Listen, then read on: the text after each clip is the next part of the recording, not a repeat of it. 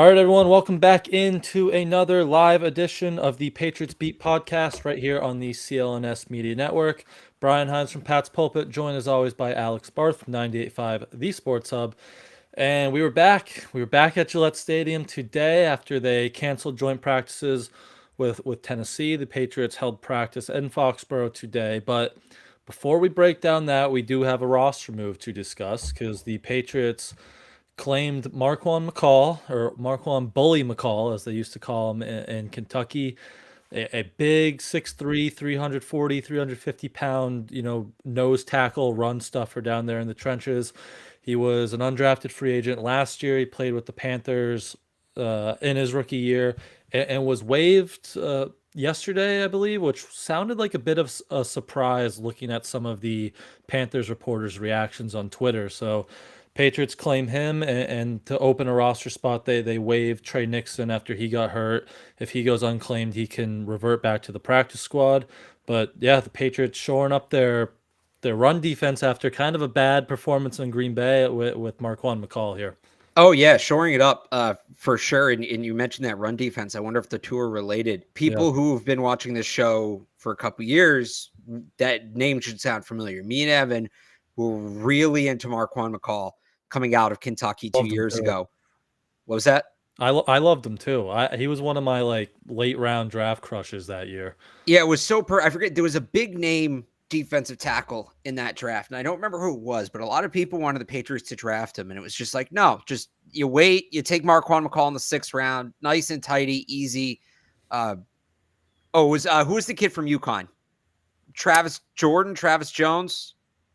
I want to say. You know what I'm talking about? Yeah, it was Travis Jones. Everybody wanted Travis Jones the 2nd round. It was like, yeah, Travis Jones is pretty good, but wait till the 6th round, draft Marquand McCall, you'll be set. 6'3", 345. So big dude. He's actually down. He initially played at 380 when he first got to Kentucky. Part of what I really liked about Marquand McCall's game coming out, he was a 4-star recruit as a guard coming out of high school, and he was a highly ranked guard. He was the highest ranked player in the state of Michigan the same year that Aiden Hutchinson came out. So I don't know exactly why he got moved to defensive tackle at Kentucky, but this is a guy that understands the finer points of offensive line play, hand usage, footwork, those sorts of things. The biggest concern with him coming out was his weight. And like I said, he played at 380 his second to last year at Kentucky. And he's even admitted this. There's a really good series on YouTube about it. Like, he wasn't in shape and it wasn't sustainable. And he got down to 345. I think he was actually like 350, and then he was at like 345 by the combine where he is now.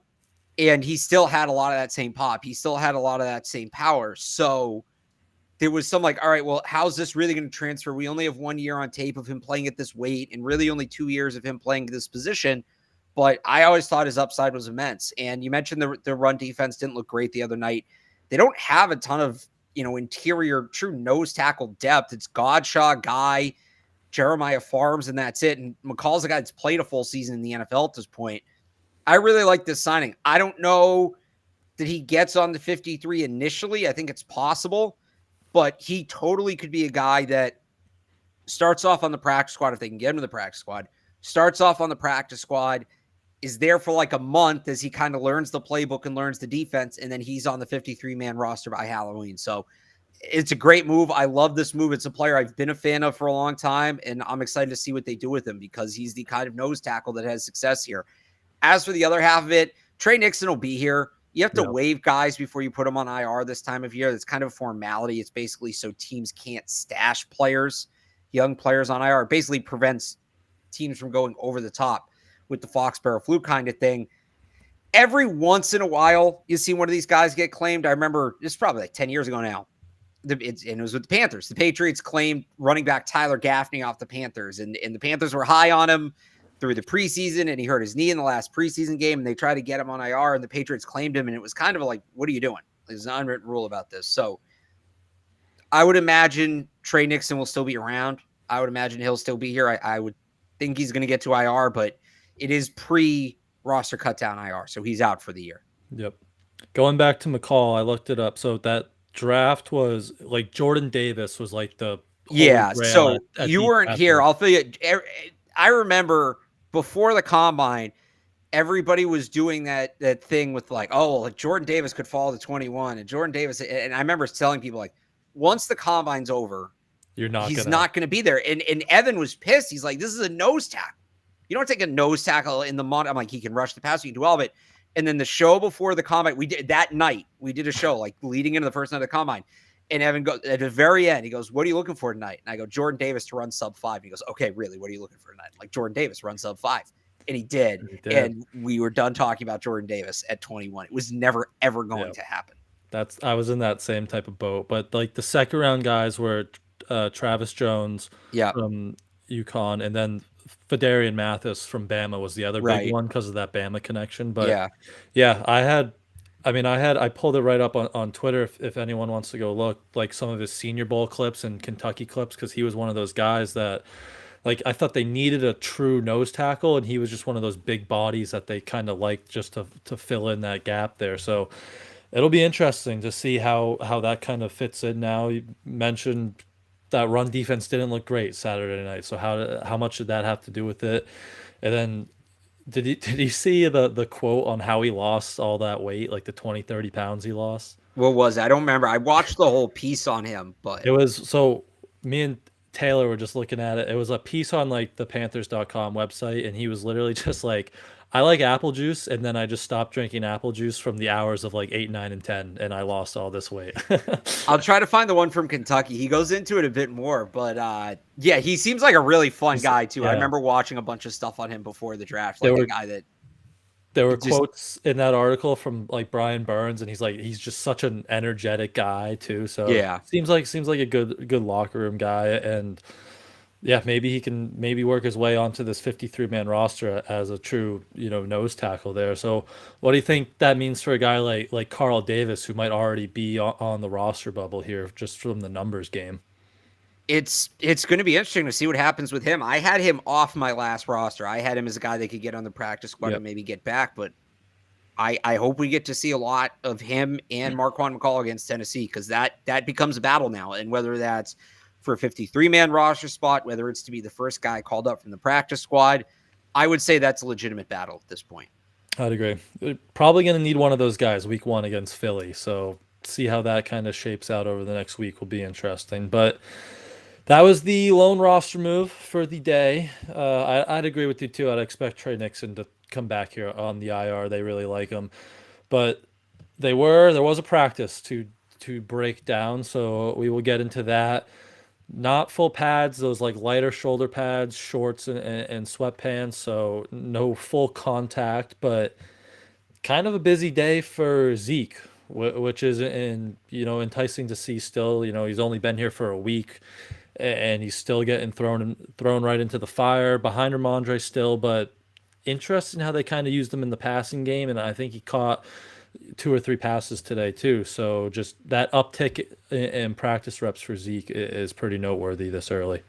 I think you're the extent to which he's involved on the passing game early, and like you said, it's early. It's very early. But we talked about this when he first signed. Is he here for a situational role, or is it going to be split just by drives with him and Ramondre Stevenson? And it looks like they're preparing him for pretty well-rounded roles. So I do think that conversation about it being a drive-by-drive split, whether it being over being a situational split, that conversation is still very much in play. And that's what it looks like they're preparing for.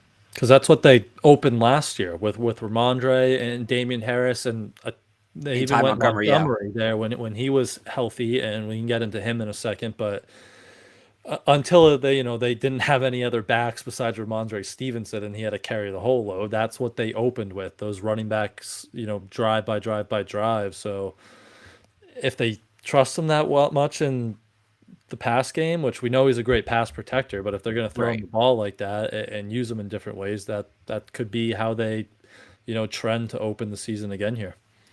Well, I wonder if that's what they're trying to figure out right now. Yeah. Is where is he at as a pass catcher, and can he be a guy that it's not a total tell or not a total liability when he's like, you have to cover him, right?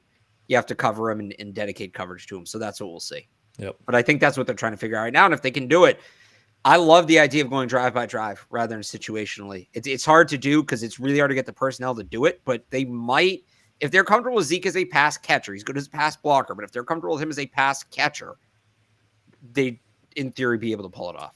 Mm-hmm. Do you expect to see him Friday night, right? Friday night, yeah. Friday night? You expect to see him? I would like to see him. I would like to see him. Will we? I don't know. We'll see how involved he is tomorrow, but I'd like to see him at least just get a couple snaps. Just, him and Matt get on the same page in a game situation. Yep, I agree with you. But you mentioned Ty Montgomery. We saw him for the first time since, what was it, like day 3 of training camp when he went down with that leg injury, it looked like. So he was out there, kind of limited fashion, but he was out there, which was good to see. And then Mike Gesicki and Pierre Strachan were both out there after missing last week in Green Bay in red non-contact jerseys. No Tyquan Thornton, who got hurt in Green Bay. We mentioned Trey Nixon. So down some receivers, but Gesicki, Strachan, and Montgomery back in the mix, which was a good sign here. I thought in particular Gesicki's involvement was encouraging. He's in that red non-contact jersey, but he still took part in team drills. Not maybe as much as he would have otherwise, but you had Montgomery didn't do any team drills. Demario Douglas didn't do any team drills today. He was limited, but Gesicki did. And I thought specifically, because we don't know what the injury was, we know it was the shoulder. The range of motion and how well he was moving at the shoulder, I thought was encouraging. He looked like a guy that should be ready to play week 1. I'm not a doctor. I don't know like what's going on behind the scenes, but like he didn't look like a guy where I'm watching him and saying that guy's not gonna be able to play an NFL game in 3 weeks. Like he looks ready. That's what I was kind of thinking. Like you were wondering if he was going to come out with like that brace or the sling that a lot of them, and how he would be able to move his arms. But I didn't really think there was any restrictions there. So the fact that, what are we, like 2.5, 3 weeks away from game 1, and he's out there at that capacity, I think that's a good sign for him to get out there. But Douglas, that one was interesting. He was limited for the first time this summer. Did you see any injury in the game? He only had 3 snaps. He had 2 targets. It looked like that second screen, maybe there could have been something with how he landed on the shoulder, but that's just speculation because this is the first time we've seen him limited all summer. Yeah, I don't know. I'm at the point now.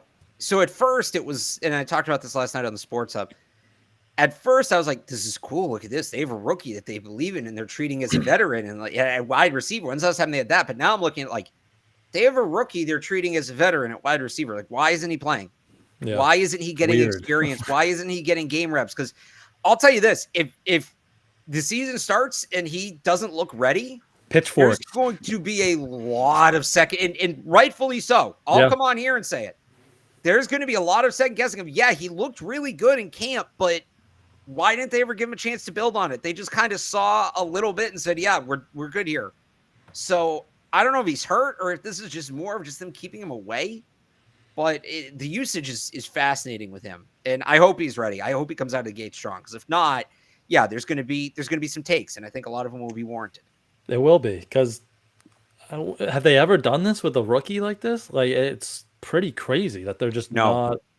This is like Randy Moss level, like hiding, and it's just a 6th-round pick to Demario Douglas. But yeah, that'll be interesting. Maybe they just really, like Bill O'Brien, just this is the skill set. We know where we're going to use him. We don't need people to see him. But it is weird, because that's usually something like if you're going to try to sneak him onto the practice squad, you might do. But it looks like he's kind of a roster lock here. But the other rookie, Kayshon Boutte, kind of took advantage of maybe all the receiver injury and limited status, because he had a nice day, 4 or 5 catches, ended the practice with a touchdown. So he's just stacking these days, making that push for the 5th or 6th receiver spot there.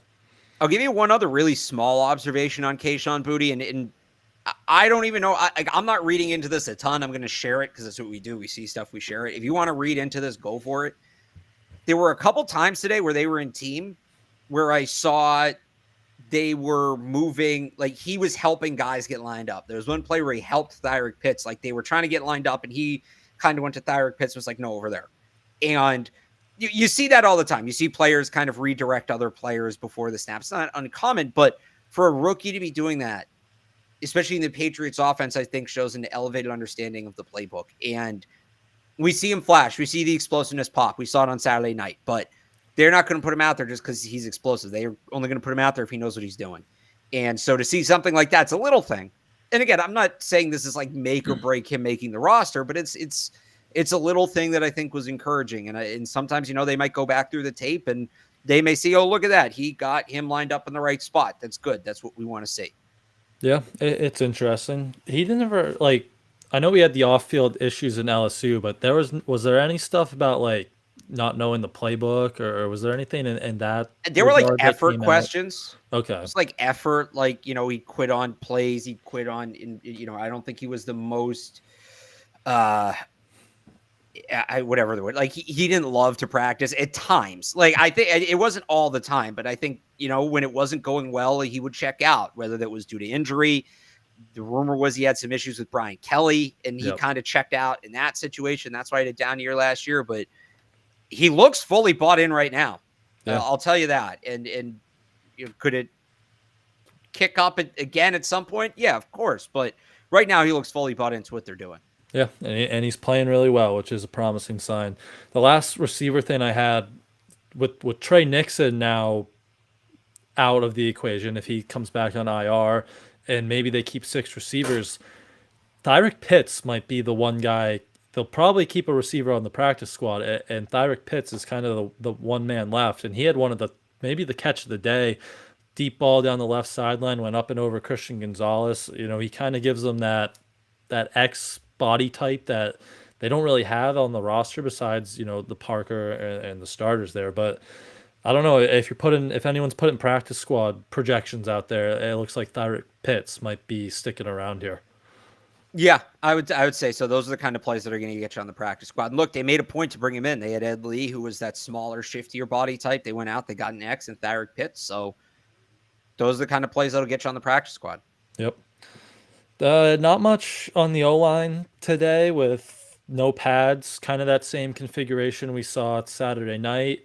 I thought Bill Murray was back at right tackle, which we saw in the preseason game for the first time, and Bill said he did a good job this morning at that role. So that was kind of interesting, but it's still just we're waiting for these top guys to get healthy here on the O-line, and we just don't know. We'll wait and see there. Yeah, Christopher Price reported today that he's not sure if Mike Onwenu is going to be ready for week 1. My theory had been, all right, they move Riley Reef inside. Here we go. Is it just City So as the placeholder? City So another rough day today. I'm not feeling great if he's the starting right tackle come week 1. That will be interesting to watch. Would you feel great about Bill Murray there? No, I don't know that there is a great option. We're seeing that guys are available. I think we did this yesterday, right, on the show about all the guys in Las Vegas. Yeah. Who is the Cardinals tackle that people think is going to get traded? Jones, just because we need another Jones, right? One of those. Yeah, Josh Jones. Jones. Maybe they get in on that. No, that's Josh Jones, the safety. I'm trying to pull up the background info. I don't know if you're familiar with him at all. I honestly can't say that I am. Yeah, not really. Third round pick out of Houston in 2020, 6'5", 319. I think I read they tried to move him to guard last year and it didn't really work, but then he ended up having someone got hurt or something and he had to move back out to tackle. He started a few games at tackle down the stretch, and I think he played fairly well, but they have they got Paris Johnson in the draft, and they have another starting caliber tackle, and he's in the and Jones is in the last year of his rookie deal. So a team like Arizona, who's might not be competing this year, that could be someone they look to move. And I think it really picked up here, not only because they need an offensive tackle, but that Monty Austin-Fort connection could come into play there. Yeah, that could be the move. I think you start looking at that. I go back. I think I said this the other day, right? Yasir Durant. Yeah. The year that they signed him, and it was him and I think that was the same year they signed Illuminor too. It might have been actually. It's 2021. Let me see. But they went out the week before the season and added 2 or 3 tackles and just kind of rotated through guys. So if that's what you have to do, that's what you have to do. But I do think you start looking at external tackle additions at this point. So let's see. They signed Yasir Durant on August 31st. Or no, they traded. Sorry, they traded for Yasir Durant on August 31st. They also added Gerald Hawkins. Was a guy that they had for like a minute. They added a bunch of random tackles that year. Yeah, I remember that. So who was the center from the Bills? They traded like a 6th-round pick for and then cut before the first game. Do you remember that? Oh, yeah, I do remember that. So Illuminor they added in 2019. So I was off on that. Nobody knew how to pronounce his name either. It's really good immaculate grid answer. Patriots Bills. Oh, Russell Bodine. Yeah, Bodine? Russell Bodine. We didn't know if it was Bodine or Bodine. I think he was also that year, and some people thought that he might kick outside or allow. No, he was 19. Yeah. Yeah, he was acquired for a 6th-round pick, and then he was released like immediately, literally a week later. And then he never played in the league again. After he was like a decent player, like he was starting games. I know. For the Bills and Bengals, and he wasn't old. He was like 26, 27. I remember getting him, and they're like, "Oh, we might have a sneaky good like depth guy, or maybe even a starter here." And then there was just like out of the picture a week later. But yeah, maybe they'll find their Marquand McCall there of the offensive line coming in sometime soon. But any other last offensive thoughts you kind of had from today? No, I think that's pretty much it. Yeah. All right, so let's hear from our friends over at FanDuel, and then we will kind of get into the little defense stuff and big special teams day, bad but big special teams day. But let's hear from FanDuel before we do that. Football season is about to kick off, and FanDuel is giving you the chance to win all season long. Right now, when you bet on a Super Bowl winner, you can get bonus bets every time they win in the regular season. Just pick any team to win the Super Bowl, and you'll get bonus bets for every victory. I wonder how many people are going to bet on the Patriots. You can use your bonus bets on spreads, player props, over-unders, and more. So visit FanDuel.com/Boston and start earning bonus bets with America's #1 sportsbook. That's FanDuel.com/Boston.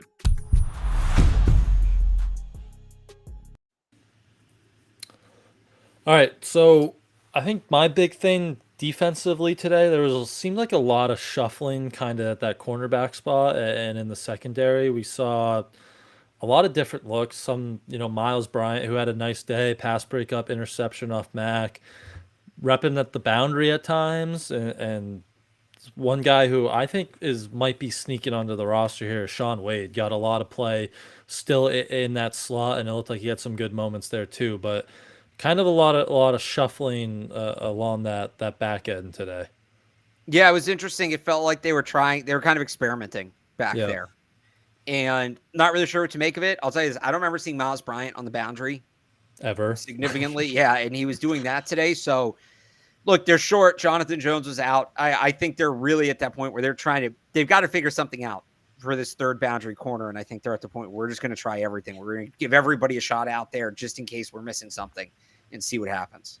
That's why I think Wade could really become a factor here, because he's inside, but if you like him inside, and he's played well this whole last few weeks of camp and in the preseason, if he could become that inside guy, then you could bump one of these John Jones, Miles Bryant, which I wouldn't love Miles Bryant out there, more John Jones back to be your other boundary guy. So seeing how that develops, if Wade has another good game against Tennessee, would be an interesting development there, I think.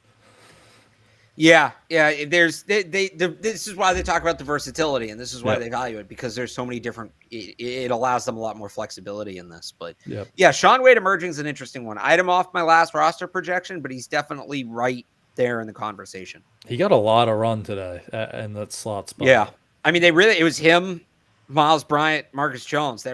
Christian Gonzalez kind of mixed in a little bit, but I almost sort of felt like they gave Gonzalez a day off. Yeah, kind of. It felt like they were mixing those other three in. Especially because he was standing over there just like holding his helmet for the most part too. So it seemed like, it almost kind of felt like, all right, we know what you're doing. We're good with you. We need to see what these other guys can do. Exactly. Let's see what the other guys do. We did see Jalen Mills go down at the end of practice there. He kind of limped off, looked like his right foot ankle area. So we said the other day he's been awesome for them in that safety role. So we'll see what his status is tomorrow. And then I saw people asking Keon White, hurt in Green Bay, didn't look like anything major. He was out there for the start of practice and then kind of left midway through. It looked like a limited session. So just some injuries to watch there on the defensive side of the ball. But Marte Mapu was moving around as he always does. A lot of safety work. I don't know. Anything else kind of catch your eye on that side of the ball? The Mills injury stood out because he's had such a good summer. Yeah. And you hope he's healthy because he's a guy I think could make some plays for them. Besides that, it's tough without pads and they're mixing and matching units and everything. It was, it's just tough day to read the defense. I thought Marcus Jones, Miles Bryant were both really good today. Yeah. Yeah. Bryant had the 2-play sequence where he had a pass breakup.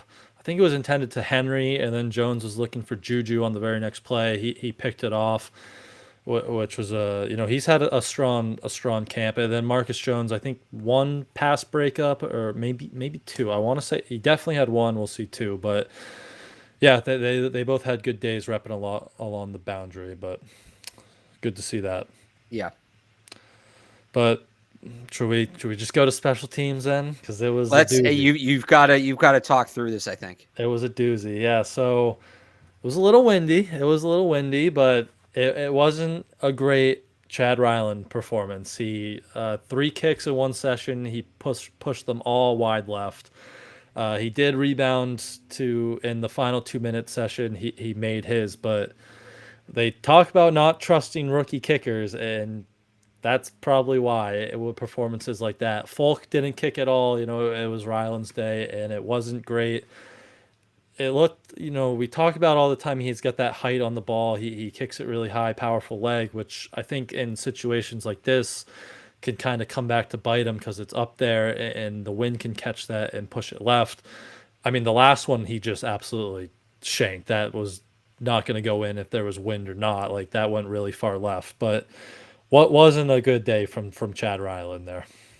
I think it looked like he was over kicking it. It looked like he was overexerting himself and just essentially pulling the ball. Yeah, yep. He missed left on the first one barely, but then the second one missed more and the third one missed the net. So not a great day for him. Folk, he had a kickoff go out of bounds. So not a great day for either of them, but really rough day for Chad Ryland today, which again, tell me why they're not keeping 2 kickers.